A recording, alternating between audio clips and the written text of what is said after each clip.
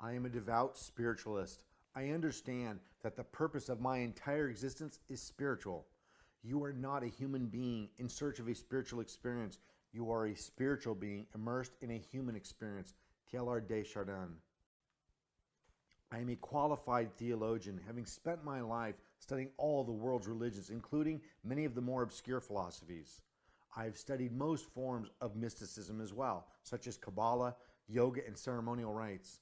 I have read all the world's major religious texts from cover to cover, most of them many times, and studied their philosophies, doctrines, and histories in detail. They are all beautiful and profound and provide absolutely everything every human being needs to know and to feel. I have consumed theology all of my adult life, wanting to be intimately familiar with every spiritual expression there is. I began studying at 12 years old and have never stopped. I don't believe in God. I'm aware of God's presence the same way I don't believe in the sun or the sky. I'm aware of their presence, and through study, I have become more intimate with how they do what they do, why they do it, and what they affect and how. I know it sounds corny, but I literally see divinity in things as microcosmically simple as fruits and flowers and macrocosmically complex as DNA and quantum physics. I see God in everything.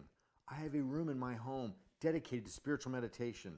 I begin each day with devotional meditation, trying to remain spiritually minded throughout the day and spend time in meditation each evening and in spiritual study each night before I sleep.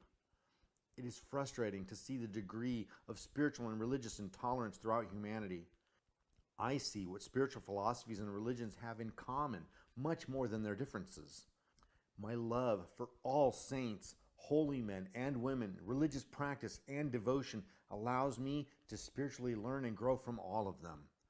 I have had profound moments of ecstasy in Catholic cathedrals, ancient temples in India, Muslim mosques, New Age and metaphysical churches, and holy sites in Nepal. I've been to the Vatican, toured churches and cathedrals throughout Europe, went to underground Christian catacombs in Italy, spent weeks in ashrams in India, and was a spiritual pilgrim in Nepal.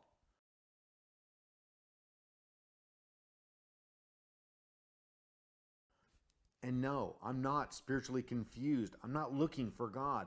God is everywhere at all times. God is as close to me as I am now. Whenever you think of God, God is present. The goal of my existence is to become spiritually enlightened and divinized. My extensive theological study has opened me to a simple and basic spiritual formula. I meditate, pray, study, reflect, sing, chant, and immerse myself in spiritual consciousness of love and gratitude for divinity as much and as often and intensely as I can.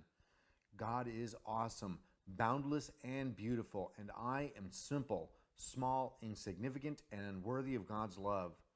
Yet God loves me unconditionally. My spiritual practice is one of devotion. I try to remain aware and in a state of God consciousness at all times. This love and gratitude occasionally brings me to beatific states, absorbed in the appreciation and the awe of the divine. I am often barely present at all during my meditations, and others I am nearly paralyzed with convulsive sobbing. God is love.